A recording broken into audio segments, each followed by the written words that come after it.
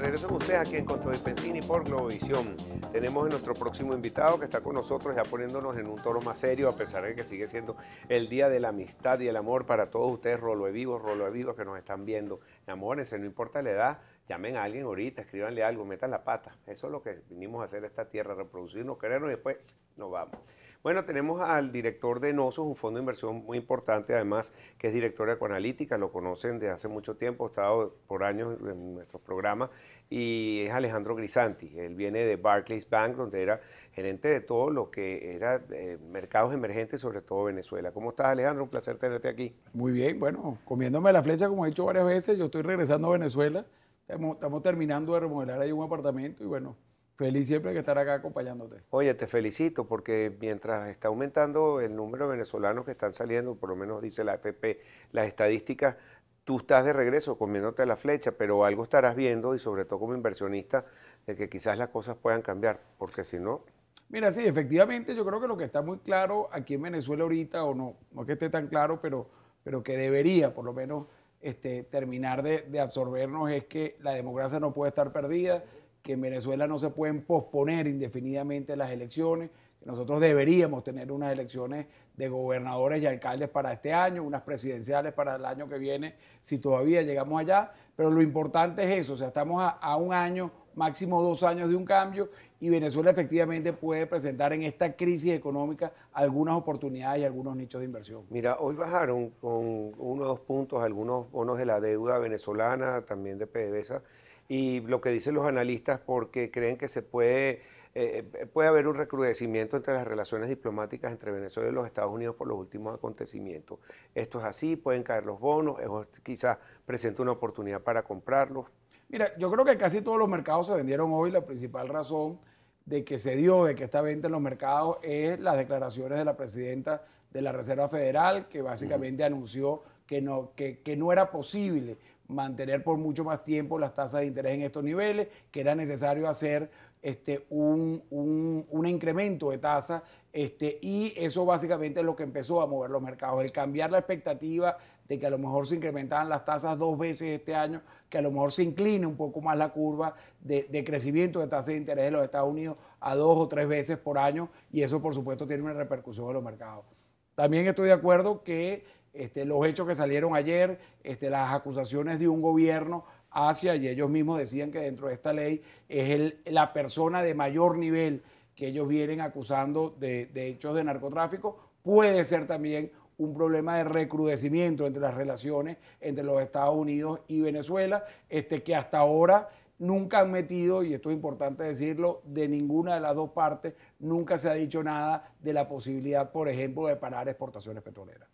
Eso podría meter una medida de embargo contra Venezuela, eso tú has escuchado que está contemplado. Mira, yo lo veo poco probable, al final, de nuevo, esta es una medida contra una persona, no es ni siquiera una medida contra un gobierno, no es una medida contra un país, es una medida muy específica contra una persona que el gobierno americano está diciendo que tiene suficientes indicios para pensar que estaba participando. Pero sin embargo, la percepción general, o por lo menos los inversionistas, es cautela ante la incertidumbre y entonces salen de algunas posiciones. Efectivamente, salen de algunas posiciones por los dos comentarios y lo segundo también es que has tenido desde diciembre un incremento, no muy fuerte, pero un incremento relativamente constante en casi todos los activos de deuda, tanto de PDVSA como de la República en los últimos 2 meses. Entonces, yo creo que era sano que hoy que tuviste esta confluencia de noticias negativas de parte de la Reserva Federal y de parte del anuncio ayer del vicepresidente, que tuvieras una venta un poco para tomar ganancias. Claro, mira, te pregunto también, Janet Yellen, presidenta de la Reserva Federal de los Estados Unidos, la Fed, ella está viendo inflación, por eso es que no mantiene las tasas tan bajas, ya ha habido suficiente estímulo desde el 2008 hasta el 2017 con esas tasas casi en cero. ¿Qué es lo que se está ganando con esta subida de tasas? Mira, efectivamente eso es uno. Lo segundo es que Trump ha dicho de manera muy clara que está buscando un programa muy fuerte de infraestructura, un programa que implica fuertes desembolsos en el tema de reacomodo de la infraestructura nacional y eso aquí, al igual que allá, un mayor gasto, un gasto que viene impulsando o que viene con una oferta limitada de recursos de la economía termina causando inflación. Por supuesto, en el caso americano estamos hablando de inflaciones muy, muy bajas que pueden llegar a un 2, un 3%. Aquí tenemos un desbordamiento inflacionario producto de que el gobierno no termina de abrocharse el cinturón. Y en Estados Unidos entonces se ve crecimiento económico, esa inflación puede ayudar también al mercado de bienes raíces a que suban de precio, cómo afecta también a los salarios y a los empleos. Bueno, efectivamente, bueno, la política de Trump está muy focalizada en buscar crecimiento interno, en buscar que las empresas, a través de proteccionismo y a través de incentivos, que las empresas no migren hacia otros países. Está muy focalizado en buscar crecimiento interno que tiene que tener presión sobre los salarios y que tiene que tener presión sobre el consumo. Es por ello, Pedro, que hemos visto un fuerte incremento en las bolsas. Las bolsas vienen día tras día rompiendo récord en diferentes sectores. Nosotros al principio pensábamos que iba a ser solo limitado al sector de infraestructura y al sector bancario por todo el tema de quitar regulaciones, pero al final tiene a todas las bolsas que vienen subiendo y en casi todos los sectores que vienen subiendo con fuerza. Han subido también las bolsas internacionalmente, no solamente el Dow Jones, el S&P, las bolsas americanas, Wall Street, sino otros también, el CAC, el Cetradax, han reaccionado positivamente. Sí, efectivamente, yo y la perspectiva de nosotros en Ecoanalítica es que estamos viendo ya un poco los mercados un poco caros. Es decir, han venido subiendo tanto que pareciera que ante la posibilidad de incertidumbre que tiene este nuevo gobierno en los Estados Unidos, pareciera que es mejor recogerse un poco y a lo mejor hemos llegado a unos niveles que es mejor estar posicionado un poco más en efectivo o una proporción un poco más alta en efectivo de lo que puede estar en otras monedas, ¿no? Nosotros nos sigue gustando el tema de deuda venezolana. La deuda venezolana, a pesar del riesgo, tiene unos rendimientos muy atractivos. El gobierno ciertamente, a pesar de la crisis económica, ha venido pagando puntualmente la deuda y yo creo que eso es un activo que al final se ha venido revalorizando de manera importante, ¿no? ¿Cuáles de los papeles está subiendo más? Porque es un rumor también que el Banco Central está haciendo una operación que no se puede satanizar, es una operación normal que usan los bancos centrales para obtener recursos, sobre todo a corto plazo. Se está negociando, dicen que el 2022 o el PDVSA 22 viejo, el nuevo, un bono nuevo que no se ha cotizado en la parte de mercado. Efectivamente, la operación parece ser de que Banco Central le está entregando 3.000 millones de dólares a una banca de inversión que es Nomura, y Nomura le está prestando un poco más de 1.000 millones de dólares en un préstamo directamente al Banco Central. En este punto yo creo que es importante comentar varias cosas, ¿no? En la situación actual de Venezuela, que está al borde de un abismo, con todos los costos que puede tener un default, con las diferentes autorrestricciones que se impone el gobierno, un gobierno que no quiere cambiar de rumbo en lo económico, que no está buscando una unificación de tipos de cambio. Y aquí no sé si un gobierno, porque dentro del gobierno hay mucha gente que había hablado de unificar el tipo de cambio. El mismo presidente del Banco Central Sanguino había hablado de la unificación del tipo de cambio, pero yo soy un convencido que Maduro no va a unificar el tipo de cambio. Entonces, en una situación como la actual, donde el gobierno no cambia de rumbo, donde el presidente sigue empecinado con este asesor español Serrano Mansilla, donde lo tiene ahí prácticamente acorralado, la verdad que creo que una operación como la descrita en el Banco Central no es una operación negativa, es una operación que va a ayudar a que entren 1.000 millones de dólares al país, a que se puedan incrementar de alguna manera importaciones por un monto similar y por consiguiente podría aliviar un poco la crisis. Pero aquí el planteamiento de fondo, Pedro, tiene que ser y continúa siendo: tiene que haber un cambio del modelo económico actual, tenemos que rectificar para poder seguir creciendo. Ningún país socialista tiene 3 tipos de cambio y por supuesto ningún país socialista ha tenido estos tipos de cambio con una diferencia tan grande.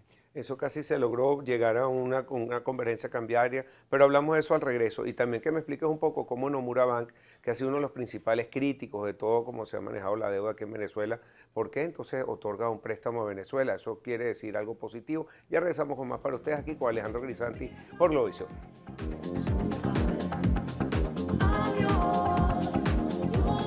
De regreso con todo el Pensini por Globovisión. Estamos con nuestro invitado de hoy. Él es director de Ecoanalítica y también, bueno, un experto en todo lo que es análisis de bonos de mercados emergentes, PDVSA, Alejandro Grisanti. Alejandro, dejamos una pregunta al aire. ¿Por qué Nomura Bank, que es uno de los más fuertes críticos? No sé si has leído algunos de sus asesorías, de sus papeles que sacan con cierta regularidad sobre Venezuela. Ahora sí están dispuestos a darle un préstamo a Venezuela. ¿La garantía para ellos es suficiente? Mira, yo creo que por una parte, yo creo que hay dos razones aquí, ¿no? La primera, y quizás un poco más complejo desde el punto de vista financiero, Nomura tenía una nota estructurada de parte del Banco Central que se vencía el año que viene. Ellos lograron que esa nota estructurada, donde Nomura hubiese tenido que desembolsar 400 millones de dólares al Banco Central, ellos lograron aplazar esa nota estructurada por 2 años y eso les abrió un buen espacio para intermediar, porque al final no es Nomura el que está comprando el crédito venezolano, al final Nomura como un banco de inversión está intermediando ese riesgo venezolano con clientes finales. Aquí hay un punto importante, ¿no? Al final Venezuela sí ha mantenido de manera muy constante como el país más riesgoso de América Latina. Por muchos años hemos sido el más riesgoso del mundo en términos de rendimiento. Países incluso que estaban en default, que estaban en cesación de pago, que no habían pagado su deuda, tenían menor riesgo, menor rendimiento que lo que tiene Venezuela. Y en esos puntos a veces uno recomienda deuda venezolana o prácticamente dice vender o irse corto un bono de deuda venezolana. Eso no necesariamente refleja la posición de un país. Cuando yo de esta manera y por mucho tiempo hemos recomendado, por ejemplo, la compra de deuda venezolana, en ningún momento estamos diciendo que nos gusta la economía de Venezuela, que no estamos al tanto de la inmensa crisis que está viviendo el país, que no estamos al tanto, digamos, de todo este proceso de destrucción de riqueza que ha habido, sino sencillamente que hay un rendimiento que parece compensar algunos riesgos, que tenemos un gobierno que presenta voluntad de pago, que se encuentra prácticamente rodeado, aislado, para tomar algunas medidas económicas que debería tomar y que aconsejamos que tome, pero al final es un tema riesgo versus rendimiento, que es lo que ven los inversionistas en todo el mundo. ¿Ven riesgo de default para el 2017? Mira, nosotros el cálculo que hacemos es que todavía el 2017 van a tener suficientes recursos para pagar. Tienen cerca de 14.000, entre 14 y 15.000 millones de dólares en activos que no son totalmente líquidos, pero activos que podrían ayudar a pagar la deuda externa y por supuesto incrementar el tema de importaciones. Nosotros vemos que las importaciones no se pueden seguir reduciendo, vemos que el gobierno debería mantener o quizás incrementar un poco las importaciones, pero que también va a tener suficientes recursos para pagar la deuda externa. Bueno, ayer se firmaron una serie de tratados con China. Lo que yo oí en la locución, porque lo oí por radio, algunos son para el sector turismo, algunos son para la industria petrolera, para incrementar la producción, cosa que me parece excelente, pero también quieren invertir en el país, en el crecimiento económico. ¿Tú crees que sea factible con estos préstamos que entregó China ayer a Venezuela? Mira, yo creo que aquí hay algo muy importante que yo creo que es necesario comentar, que es que China es un aliado estratégico de Venezuela, no del gobierno venezolano, de Venezuela.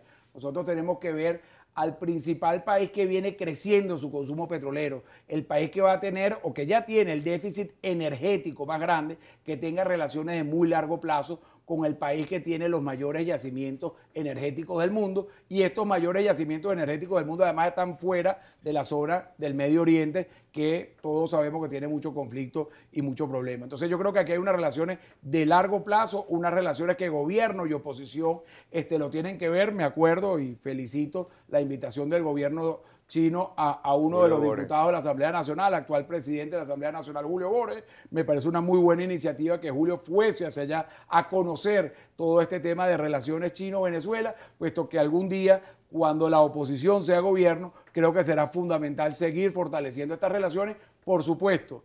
Hay que ponerle mayores niveles de transparencia, hay que ponerle quizás unos mayores niveles de negociación para realmente recibir dólares, etcétera, pero creo que es una relación que puede ser sana a futuro. En esta nueva era de Trump, ¿cómo va a quedar Venezuela en esa geopolítica internacional? Porque vemos que hay unas relaciones más fuertes con China y Rusia y no tanto con los Estados Unidos. Mira, efectivamente, yo el efecto Trump hacia Venezuela lo veo más por el mercado petrolero, un mercado petrolero que va a ser más volátil, y va a ser más volátil por digamos, la mayor vocería, por el incremento en el tono de voz hacia muchos de los países árabes que son productores de petróleo. Eso, por supuesto, podría crear un sesgo a la subida en el precio petrolero, y aparte de eso, a la desregulación que está haciendo sobre todo el mercado petrolero nacional, en este caso Estados Unidos, y a la construcción de oleoductos, este famoso oleoducto que va del norte al sur, que de alguna manera podría también crear presiones hacia la baja. Entonces yo veo en la parte de Trump más la parte geoeconómica, por decirlo de alguna manera, que va a implicar mayor volatilidad en los precios petroleros y por ende que Venezuela va a tener que ser mucho más conservadora ¿ok? A la hora de programar en el largo plazo qué se puede hacer con esos ingresos petroleros. Mira, con la caída de las reservas internacionales, también han disminuido las reservas de oro, pero considerablemente. ¿Tú crees que Venezuela en este momento está en una situación un poco precaria buscando fondos por todas partes, como sea?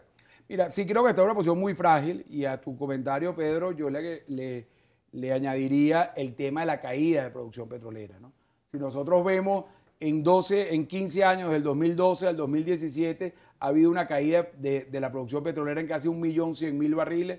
Estos son cifras de PDVSA, cifras que publica PDVSA y le manda a la OPEP. En los últimos 3 años, que sería de 2014 a 2017, tenemos una caída de 340.000 barriles solo concentrado en 3 años. Entonces, hemos tenido un pequeño repunte en precio del petróleo, pero el beneficio para Venezuela ha sido muy bajo por la inmensa caída que estamos teniendo en temas de producción petrolera. Entonces, yo creo que aquí hay un mensaje muy claro también para el gobierno, un mensaje muy claro para el Eulogio del Pino. Es necesario concentrarse en el tema de producción petrolera, es necesario buscar alianzas estratégicas, alianzas con el sector privado, que por una parte primero paren, por supuesto, la caída, pero que después vayamos realmente a una recuperación de precios. Es inaceptable que el país con las mayores reservas del mundo, Pedro, tenga un nivel de producción que posiblemente el mes que viene va a estar por debajo de los 2 millones de barriles por día. Entonces, esto es algo realmente preocupante, porque una de las cosas que da mucho dolor como economista es que al final lo que estamos viendo es que buena parte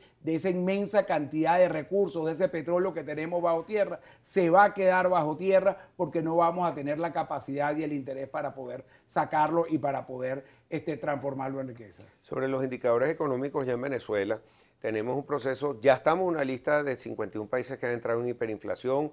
Algunos economistas no lo reconocen así porque no está exactamente como la tablita, pero ya estamos en un proceso, por lo menos en el bolsillo de los venezolanos lo sentimos así.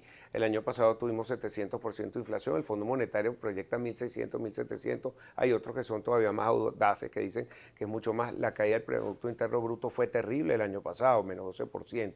No sé cuál es la proyección para este año, el Fondo Monetario dice menos 3, menos 4, pero si es así, si continuamos la tendencia que tenemos puede ser mucho más. ¿Qué opinión tienes tú sobre esto y cómo se puede mejorar la situación? Mira, Pedro, yo creo que aquí una de las cosas importantes es que en los últimos 3 años Venezuela ha concentrado la crisis más profunda en términos de caída del poder adquisitivo y en términos de contracción del producto que ha vivido cualquier país de América Latina desde 1980. Es decir, Venezuela ha logrado destruir con estas políticas, o el gobierno ha logrado destruir con una mala praxis económica cerca del 25% del producto, cosa que no pasó ni siquiera en Nicaragua durante la década de los 80, donde era un país en guerra. Entonces, yo creo que aquí hay un primer llamado de atención. Nosotros en el 2017 no somos demasiado pesimistas porque es que hemos caído mucho. No porque seamos optimistas, es que ha sido tan fuerte la caída que uno lo que ve más bien es como una estabilización, pero una estabilización allá en el foso. Otra cifra muy importante, Pedro. Un dead cat bounce, ¿no? Efectivamente, o sea, algo que estamos así que ya pareciera que no puedes caer mucho más y eso no necesariamente, por supuesto, va a ser bueno. Otra cifra que a mí me preocupa mucho es cuando sacamos los salarios reales, cuando nosotros buscamos la capacidad de compra de esos salarios. Fíjate la cifra que te voy a decir, los salarios en el 2016 compraron 1/6 de lo que se compraba en el 2012. Es decir, si usted tenía capacidad de comprar 6 productos en el 2012, en el 2000... 6 harina pan, ahora puedes comprar una. 6 latas de atún, ahorita puede comprar una. Se podía comer 6 veces al año en un restaurante, ahorita puede ir una vez. Y eso es lo que estamos viendo, esa inmensa contracción del poder adquisitivo, esa inmensa contracción del consumo, es lo que estamos viendo en la calle, bueno, con todas estas cosas que realmente uno no puede imaginarse al país o a uno de los países más ricos del mundo que su población tenga que buscar muchas veces la comida. Excelente explicación. Alejandro, un placer tenerte aquí siempre, hermano. Muchísimas Cuando gracias, quieras, Pedro. esta es tu casa. Muchas gracias. Seguro. Qué bueno que estrenaste ya el escenario que no había venido al set todavía. Bueno, te veo pronto y te deseo todo lo mejor de este día con tu familia, tus amigos y tu novia. Saludos a Cristina. Gracias. Bueno, me despido. No, me queda un negro más. Ya regreso con más para ustedes aquí en Con Todo y Pensini por Globovisión.